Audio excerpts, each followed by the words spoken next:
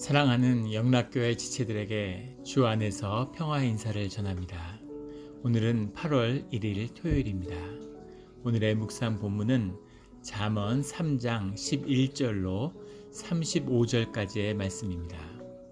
오늘의 본문 말씀은 이렇게 시작합니다. 내 아들아, 여호와의 징계를 경히 여기지 말라. 그 꾸지람을 싫어하지 말라. 여기서 징계라고 하는 것은 무사르라고 하는 말인데, 무사르는 물리적인 제재를 의미하는 것입니다. 단순히 교훈이나 훈계와 같은 말씀으로 주어지는 것이 아니라 실제 우리의 삶에서 경험하는 물리적인 어려움, 징계, 이것을 무사르라고 말하는 거죠. 그래서 여호와의 징계를 경히 여기지 말라라는 말씀은 주의 자녀에게 여호와의 징계가 함께 한다는 것이죠. 그래서 주님이 징계를 하신다는 겁니다. 12절에 보면 징계하시기를 마치 아비가 그 기뻐하는 아들을 징계함 같이 하시느니라 라고 말씀하고 계시죠. 주님이 그 사무엘 하에 보면 7장에 보면 솔로몬에게 축복의 말씀을 주시면서 주셨던 복 중에 하나가 바로 이 징계죠. 기뻐하는 아들처럼 그를 징계하시겠다고 주님이 말씀하셨습니다. 빗나가지 않도록, 잘못되지 않도록, 이것이 아버지의 사랑이죠. 그래서 아버지의 이 징계를 싫어하지 말아라, 이렇게 말씀하는 겁니다. 우리가 징계를 좋아하는 사람이 없겠죠. 그 징계를 받는 것을 다 기피하고 싫어할 겁니다. 하지만 징계가 임할 때 우리가 우리의 육체의 죄성을, 육체를 벗어버리기까지 벗어날 수 없는 것처럼 그 죄성 가운데 주님이 우리를 죄를 다스리게 하시는 주님의 선한 인도하심, 그 길이 이 징계의 방법이라는 겁니다. 이 징계를 당하지 않기 위해서 우리가 우리의 죄를 다스리고 주님과 함께하는 그 길을 가야 하겠죠. 하지만 우리가 하나님의 길을 벗어나서 징계를 받을 일이 생겼다 할지라도 그 징계를 달게 받고 주님께 돌아오는 것, 이것이 복이라는 겁니다. 우리가 삶 가운데 주님의 징계를 경험하게 되죠. 하지만 그 징계의 뒤에는 하나님의 사랑, 그 기뻐하는 아들을 아끼시는 아버지의 사랑이 함께하고 있다는 것, 이것을 잊지 않는 그런 우리 모두가 되기를 주의 이름으로 축원합니다.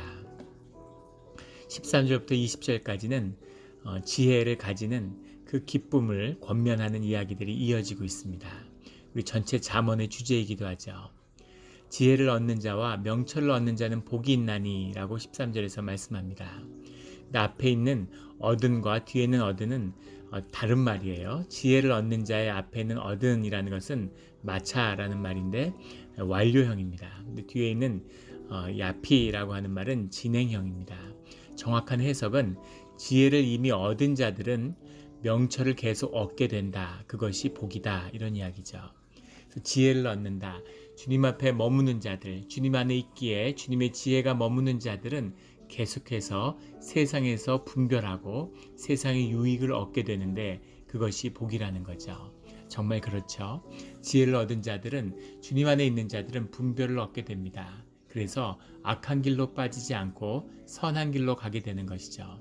이것이 우리에게 복이 된다는 겁니다. 근데 어리석은 자들은, 자신의 지혜를 의지하는 자들은 계속해서 실수를 범하게 되는 거죠. 사기를 당한 사람들은 계속 사기를 당합니다. 왜냐하면 사기의 이유가 자기에게 그 사기꾼을 불러 모았던, 끌어들이는 그 이유가 자기 안에 있기 때문인 거죠. 자기 안에 탐욕과 욕심이, 자신의 어리석음이 계속된 사기꾼과 교활한 자들을 불러들이는 겁니다. 자석처럼 끌어당기는 거죠. 반면에 지혜로운 자들은 은혜롭고 하나님의 사람들을, 은혜의 사람들을 계속 만나게 되죠. 이것이 삶의 복이라는 것, 이 복이 떠나지 않는 우리 삶의 자리가 되기를 주의 이름으로 축원합니다. 그 지혜의 기쁨을 잠언은 이렇게 이야기해 갑니다. 지혜를 얻는 것이 은을 얻는 것보다 낫고 그 이익이 정금보다 나음이니라. 지혜는 진주보다 귀하니 내가 사모하는 모든 것으로도 이에 비교할 수 없도다. 은, 정금, 진주, 내가 사모하는 모든 것, 그 어떤 것도, 네가 귀하게 생각하는 그 무엇도 이 지혜보다 귀한 것은 없다는 거죠. 이 지혜를 붙잡은 자만이, 은은 그 당시에 일반적으로 쓰이던 돈인데 돈의 유익을 모두 알고 있죠. 정금의 유익을 더 뭐라 말하겠습니까? 그것으로 채워줄 수 없는 진주의 아름다움이 있지만 그 모든 것과 네가 상상할 수 있는, 네가 가질 수 있는 그 어떤 것과 비교할 수 없는 그 기쁨과 귀한 것이 지혜에 있음을 알아라. 지혜를 얻은 자만이 말할 수 있는, 선포할 수 있는 고백이죠. 이 지혜가 주님의 이름으로 우리와 함께하고 있는 것입니다. 그 지혜를 얻고 놓치지 않는 이 말씀을 붙드는 우리 모두가 되기를 주의 이름으로 축원합니다. 16절에 그의 오른손에는 장수가 있고 그의 왼손에는 부귀가 있으니, 부귀와 장수죠. 하지만 오른손에 있는 것이 훨씬 귀한 것입니다. 유대인들은 오른손에 권능이 있고 오른손이라는 걸 굉장히 높였어요.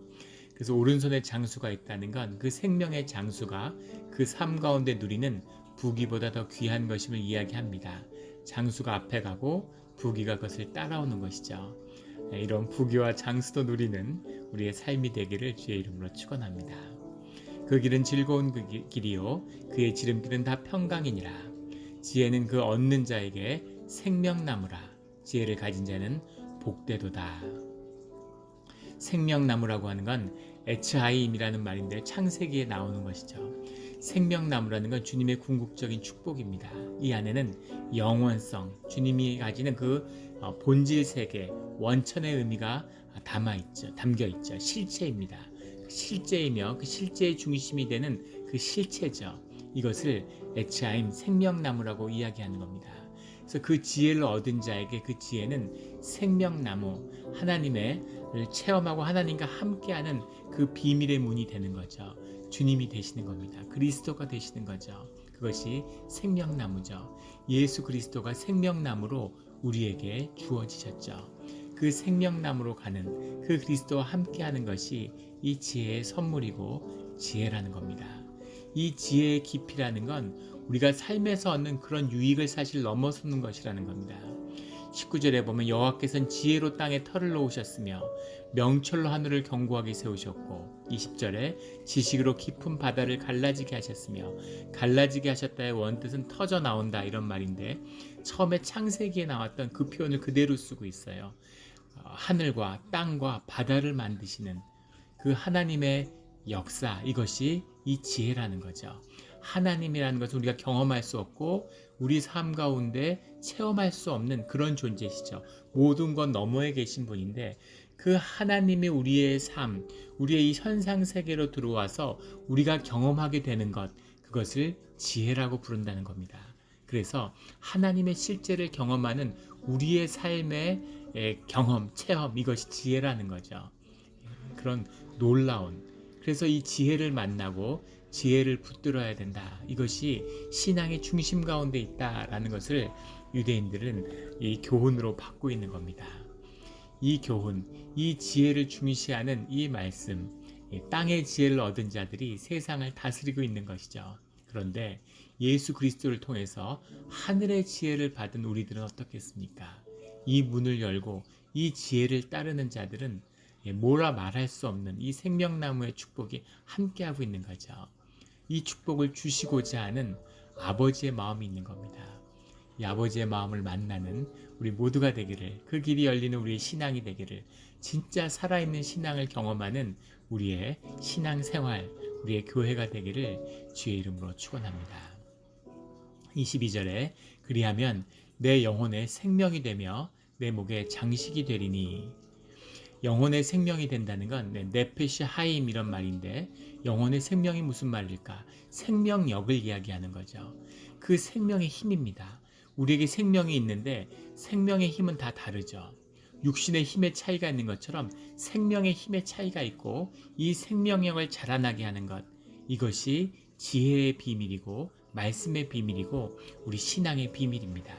생명력이 커져가는 자들은 모든 병을 다스릴 수 있죠. 어떤 병이 와도 우리 생명의 힘이 더 크면 그 병은 아무 문제될 것이 없습니다. 그런데 세상에 속아서 자꾸만 이 생명력이 중심이 돼야 되는데 환경과 조건에 포커스가 맞춰지는 거예요. 아이들이 흙에서 뛰어놀고 개천에서 뛰어노는 아이들은 아무 문제가 없습니다. 그 균과 그 더러움 속에서 자기 생명이 더 커지는 거죠.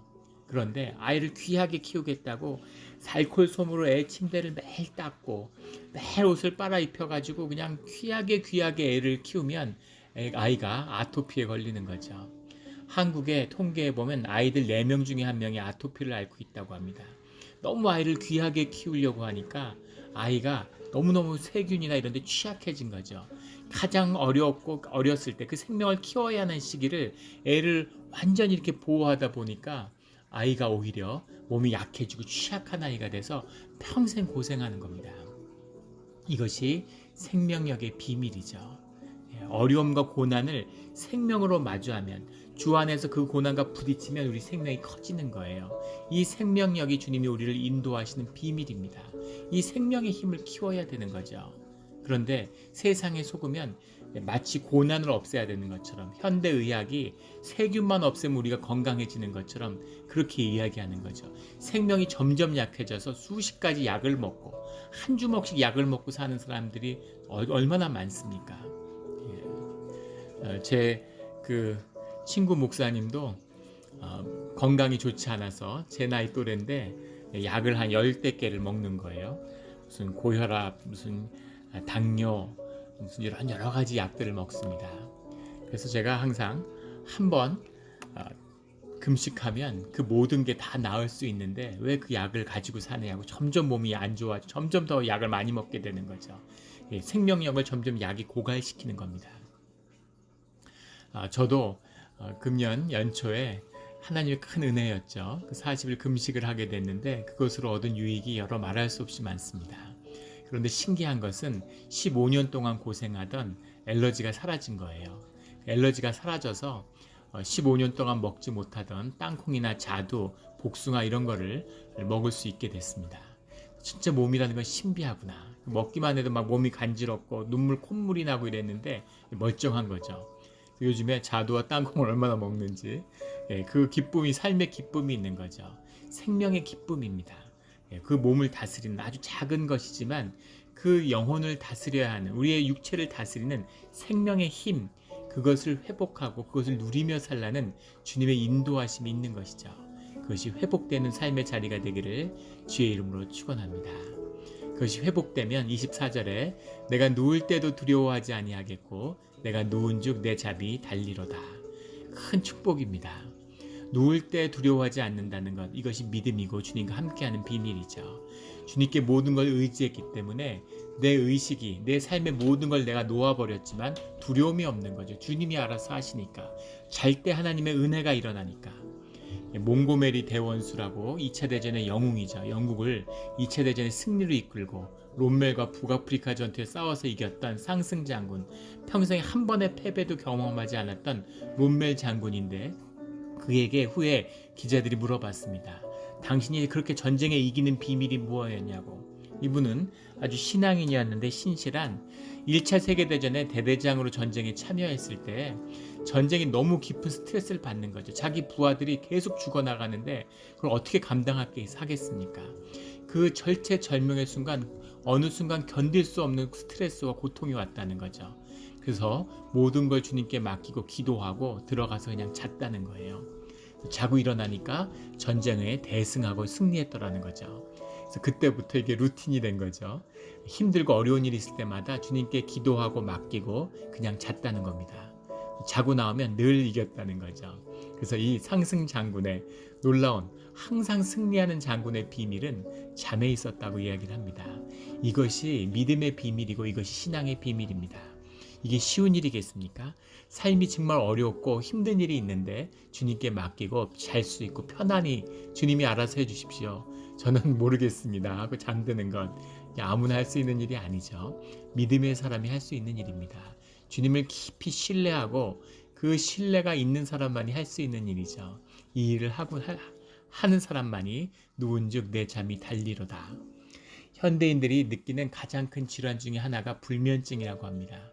불면을 다스리는 약, 무슨 온갖 무슨 베개, 침대, 매트리스, 산업 이렇게 어마어마하게 커지고 있다고 하죠. 사람들이 잠을 잘 못 자는 거예요.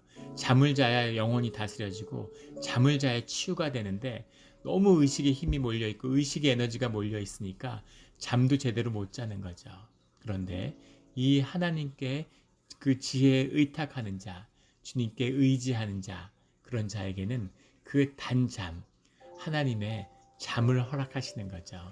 단잠을 자고 잘 때 우리에게 좋은 역사가 일어나는 우리의 삶의 자리가 되기를 주의 이름으로 축원합니다. 그럴 수 있는 것은 16절에 대저 여호와는 내가 의지할 이시니라 내 발을 지켜 걸리지 않게 하시리라. 발을 지켜 걸리지 않게 하신다. 세상에 악이 다스리는 세상의 공중 권세 잡은 자들이 주의 자녀에게 덫을 놓는다는 겁니다. 계속 덫을 놓고 공격이 있다는 거죠. 하지만 주님이 내 발을 지켜서 그것에 걸리지 않게 하시는 거죠. 내 삶이 평안하고 별일이 없고 매일매일이 똑같구나 라고 생각하는 분들은 주님의 큰 은혜에 감사해야 됩니다. 내게 놓인 이 덫을 하나님이 지켜주고 계시는 거죠. 하나님이 은혜가 약해지면, 임재가 사라지면, 그러면 세상의 모든, 삶의 모든 길에서 재앙이 닥쳐오죠. 이것이 삶의 비밀입니다. 주님 안에서 늘 은혜 안에 머무는 우리가 되기를 축원합니다. 27절에 내 손이 선을 베풀 힘이 있거든 마땅히 받을 자에게 베풀기를 아끼지 말며, 26절까지의 말씀이 하나님과의 교통과 하나됨을 이야기하는 거라면 이제 하나님 안에서 사람들과 이웃들과 하나 되는 비밀을, 늘 하나님과 함께하는 이 지혜를 완성하는 비밀은 가로축과 세로축이라고 하는 이 교제가 하나 되는 것이죠. 이것이 신앙의 귀한 비밀입니다. 십자가의 비밀이죠. 이 종적인 관계가 제대로 쓰면 그 다음에 횡적인 관계가 제대로 서야 되는 거죠. 나는 하나님만 섬기고 하나님 이외에 누구도 내 앞에 두지 않아. 난 누구도 섬기지 않고 하나님만 섬겨. 이것이 마귀입니다. 인간을 섬기기를 거부하는, 하나님의 뜻에 순종하지 않고 하나님만 높인다고 하는 것, 그런 천사들이 다 마귀가 된 것이죠. 그래서 하나님의 사람은 마땅히 하나님께 받은 은혜를 나눠야 되는 겁니다. 여기 보면 선을 베풀 힘이 있거든 마땅히 받을 자라고 되어 있습니다. 마땅히 받을 자가 누구냐에 대한 많은 논란들이 있는데, 역사적으로 이것이 채무자다, 빚을 받는 자를 갚아줘야 되는 것이다, 이렇게 하는 해석도 있고, 아니면 이시에즈라라고 하죠. 가난한 자들을 의미하는 거다, 이런 해석도 있습니다. 그런데 그 두 가지가 다 맞겠죠. 채무라는 것은 하나님의 채무자라는 것을 갚아주는 희년이 있죠. 안식년이 있고 희년이 있는데, 모든 것은 주님의 것이기 때문에 인간의 질서가 나누어졌어도 결국은 주님께 돌린다는 것, 이것이 채무자를 변제해주는 참 뜻입니다. 희년의 뜻이고 하나님을 높이는 것이죠. 그리고 가난한 자를 돕는 것도 주님 안에서 형제자만데 그 안에 가난한 자가 있어서는 안 되는 거죠. 그래서 그들에게 베푸는 겁니다. 유대인들이 이 두 가지를 하기 때문에 세상의 땅을 다스리는 권세를 가지고 있는 거예요.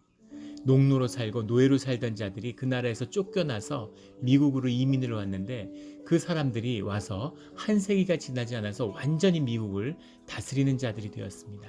이것이 땅의 권세예요. 하나님의 말씀, 하나님이 주신 세상의 수박의 겉만 핥아도 세상을 다스리는 권세를 누리는 겁니다. 수박을 쪼개서 그 안을 먹으면 어떤 일이 벌어지겠습니까? 그것이 종교개혁과 하나님의 사람들 초대교회의 역사가 보여주는 힘이었죠. 오늘날 개신교회가, 기독교가 잃어버린 그 권세가 말씀으로 회복되어야 되는 것이 오늘날 우리가 갖는 환난의 본질입니다. 그것이 남은 자를 통해서 풀어지기를 주의 이름으로 소망합니다. 28절에 내게 있거든 이웃에게 이르기를 갔다가 다시 오라 내일 주겠노라 하지 말며, 있거든 주라는 거죠. 내일로 미루지 마라, 인색하지 말라. 헤세드의 비밀입니다. 헤세드, 그 인자와 진리라고 해석하는 것이 늘 주님이 함께하는 주님의 임재가 머무는 두 기둥이라고 했죠. 내일을, 오늘 줄 수 있는 것을 내일로 미루지 말라는 겁니다. 이것은 당시에 임금을 이야기하는 것이었다고 그래요. 같이 밭을 메고 와서 일을 했는데 임금을 제대로 주지 않는 것이죠. 그런데 절대 그러지 말라는 겁니다. 29절에 내 이웃이 내 곁에서 평안히 살거든 그를 해하려고 꾀하지 말며, 이웃이 평안하게 사는데 그것을 왜 해하려고 꾀할까? 해하려고 꾀한다 라고 하는 말, 해하려고 꾀하지 말며 라는 게 알타 하로시라고 하는 말입니다. 하로시라는 말이 쟁기질하다는 말이에요. 긁어낸다는, 긁어서 뒤집는다는 이야기입니다. 무슨 거창하게 이웃을 위해서 악을 꾀하는 이런 것이 아니라 옆집에 사는 친구가 이렇게 얘기하는 거죠. 어제가 우리 결혼기념일이었는데 남편이 나한테 이렇게 예쁜 이런 백을 선물해 줬어, 이렇게 얘기하는 겁니다. 그러면 참 정말 예쁘구나, 넌 참 좋겠다, 이런 백을 선물 받아서 너 남편은 참 좋은 사람이구나, 이렇게 그 기쁨을 나눌 수 있어야죠. 그런데 그게 뭐야, 그 색깔이 디자인이 너무 칙칙한 것 같은, 색깔이 칙칙한데 디자인이 촌스러운 것 같은데, 아니면 더 예쁜 거를 살 수 있을 텐데 그 백 너무 비싸게 산 거 아니야? 더 싸게 사는 데도 있는데, 이렇게 얘기하는 건 속을 뒤집는 거죠. 쟁기질하는 겁니다. 이런 짓을 하지 말라는 거죠. 이것이 영적으로 중요한 일이기 때문입니다. 사소한 일이 아니라 이것은 하나님의 안에서 관계를 단절시키는 마귀의 역사이기 때문에 그런 거예요. 마귀의 역사는 늘 단절의 역사입니다. 그 단절을 돌이키고 회복해서 하나됨을 이루어가는 것, 이것이 성령의 역사죠. 그래서 이웃과의 관계를 부시려고 하지 말라, 뒤집으려고 하지 말라, 이렇게 주님이 말씀하시는 겁니다. 31절에 포악한 자를 부러워하지 말며 그 어떤 행위도 따르지 말라. 포악한 자라고 하는 게 이시 하마스라고 하는 말인데, 오프레서, 압제자입니다. 압제자가 어떤 자일까요? 권력을 가진 자죠. 권력을 가졌다는 것은 그 세상에서 인정받고 출세했다는 얘기입니다. 세상에 드러낸 거죠. 이 세상에 드러난 자들을 부러워하지 말고 그 어떤 행위도 따르지 말라는 거죠. 깨끗하게 끊고 가까이 하지 말라는 겁니다. 그런 자들과 악한 자들과 얽히지 말라는 거죠. 근데 사람들은 반대로 하죠. 딱의 중력에 이끌려서 권력 있고 힘 있는 사람을 따라갑니다. 그런 사람이 부럽고 그런 사람이 좋은 거죠. 그런데 그렇게 하지 말라는 겁니다. 예전에 그런 간증을 들은 적이 있어요. 그런 공무원이 돼서 권력의 자리에 있던 분인데 승승장구할 때 정말 친구가 3,000명이었다고 그래요. 연말이 되면 연하장이 수천 장이 온답니다. 그래서 사람을, 아르바이트를 사서 그것을 정리하는데 그런데 오랜 많은 시간이 걸렸다는 그런 간증을 하더라고요. 근데 이분이 어떤 독직 사건에 휘말려 가지고 제주도로 가게 됐는데, 제주도에 가서 첫 해에 카드가 2장 왔답니다. 이것이 세상의 인심인 거죠. 힘 있는 자들을 쫓아가고, 그리고 힘없는 자들은 힘이 없고 권력이 없어 보이면 내팽개치는. 그런데 주님은 그 반대로 하라는 거죠. 어려운 자들을 도와주고 힘 있는 자들을 딱 끊고 멀리해라, 이런 이야기입니다. 이것이 주님이 인도하시는 지혜의 비밀이라는 겁니다. 대저 패악한 자는 여호와께서 미워하시는 정직한 자에게는 그의 교통하심이 있으며, 32절의 말씀인데, 교통하심이라고 하는, 교통하심이라는 게 소도라는 말입니다. 이 말의 뜻이 카운셀링이에요. 영어는 카운셀링이라고 해석했는데 주님이 나와 친밀하게 앉아서 이야기하는 거죠. 가족이 앉아서, 아버지가 앉아서 자녀의 이야기를 듣고 서로 의논하는 것, 이것이 소도입니다. 그런데 주님을 따라가는 자에게는 이런 교통하심이 있다는 거죠. 주님이 우리의 이야기, 우리의 아픔을 잘 들어보시고 우리를 위해서 조언해 주신다는 겁니다. 이것이 세상에 창조해 주신 하나님이 우리의 카운셀러가 되어 주신다는 거죠. 33절에 악인의 집에는 여호와의 저주가 있거니와 의인의 집에는 복이 있느니라.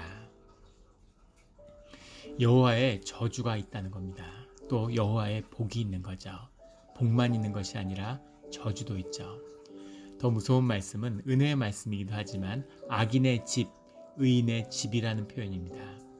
악인의 집, 의인의 집, 단순히 그 한 사람에게 주어지는 악과 저주와 복의 문제가 아니라 그 악인의 집, 그 집안, 가족 전체, 의인의 집, 의인의 가족 전체, 하나님의 복과 저주가 함께할 수 있고 머물 수 있다는 것이죠. 영이라는 한 덩어리이기 때문에 그 개인이 아니라 인디비주얼이라는 건 이 모더니즘이 나온 거짓이고 속임수입니다. 현대인들은 내 개인이 있다고 믿어요. 그런데 그런 개인은 없습니다. 사람은 영이기 때문에 다 묶여 있어요. 무엇인가에 묶여 있는 겁니다. 나는 주님께 묶이지 않고 나는 자유해. 그 사람은 세상에 종된 사람이라는 것을 표현하고 있을 뿐이죠. 너는 자유야. 너는 네 혼자 서야 돼. 이렇게 얘기합니다. 세상에서는. 거짓이죠. 세상에 누구도 혼자 설 수 없어요. 세상에 혼자 서 있다고 얘기하는 사람은 세상에 묶여 있는 것이죠.